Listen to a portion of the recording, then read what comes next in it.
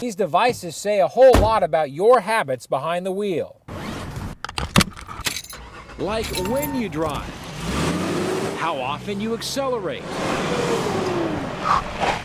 even how smoothly you brake. But is 25 feet reasonable? Can you hear me? But imagine if I was using my cell phone to dial 911 to report a serious accident. And I was having some interference issues. Imagine that conversation now. According to an article in 2006 by the Sun-Sentinel, the Palm Beach County School Board sued Turner Construction for taking too long to complete 3 schools. Economic woes mean people have been less likely to spend on those big ticket items like a flat screen TV. So retailers have been left with a surplus at the end of this year. To make way for the 2012 models, which will be more Wi-Fi capable and may include models from Apple and Google, everything now must go. Over here! With a flash of light and a cloud of gas, a SWAT team kicked in the door of this Neptune Beach home and found a man inside, dead. This was a premeditated murder-suicide. The discovery ended a 3-hour standoff. The neighborhood around First Street and Bowles looked like a war zone, with armed officers on every corner. But before the SWAT teams arrived, Down here. Johnny McLaughlin was here. He says he was riding his bike when he heard gunshots. And I heard somebody screaming, "Help me, help me." He says he saw one man stumble out of the front door and collapse. The shooter followed, gun aimed, ready to fire again. I said, "Sir, stop. I mean, he's down. Whatever he did, he's not going to do it again." That's when the gunman ran back inside the home. He never came out. McLaughlin said he heard one more shot. Once police arrived, the gunman was dead. Police say the crime was planned. Now the question is, why? This was more than just a simple fight between friends. 26-year-old Keith Downey, shown in this New York Times picture, says hacking into websites was a way to protest what he calls the increasing government control over the internet. It all started with WikiLeaks. The controversial organization released thousands of top-secret documents, some relating to the U.S. When the government said WikiLeaks was putting national security at risk, PayPal froze the organization's online donation account.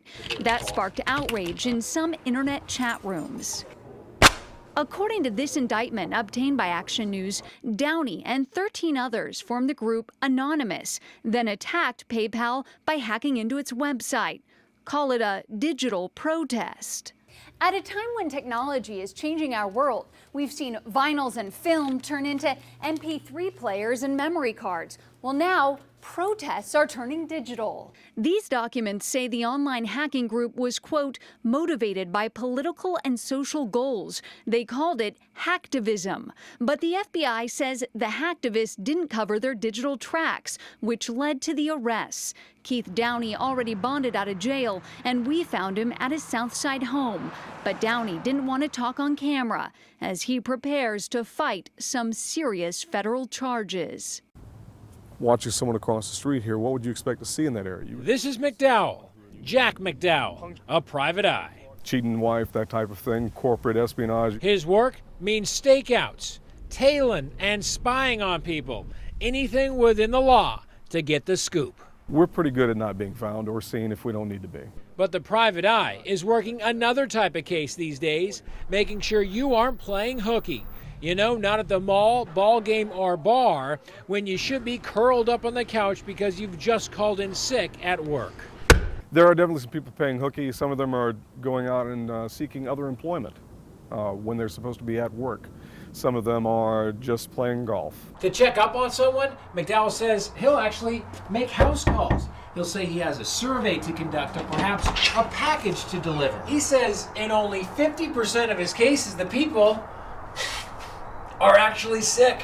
A new survey on workforce productivity found that 57% of salaried employees in the U.S. take sick days when they're not actually sick. That's up nearly 20% from just a few years ago. A bum even. Until that changes, McDowell will still be on the hunt because your day off may be his newest case. Be careful. Someone may be watching, and usually if they've hired us, we are.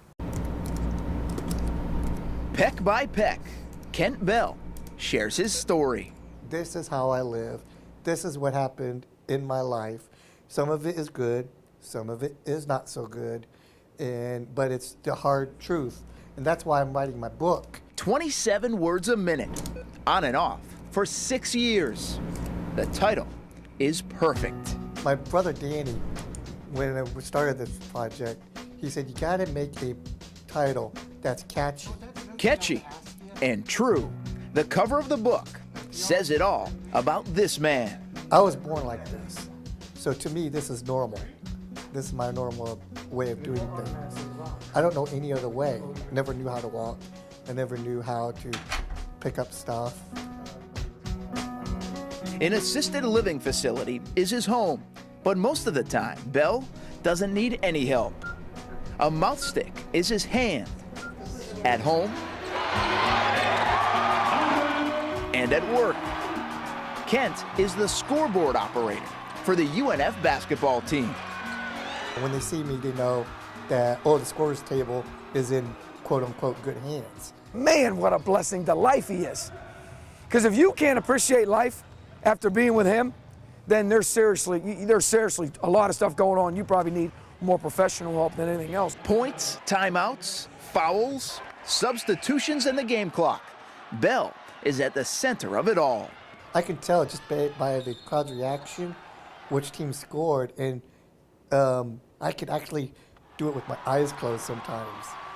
He's been here almost 14 years now, and you're going to love the way Kent tells the story about how he ended up here at UNF.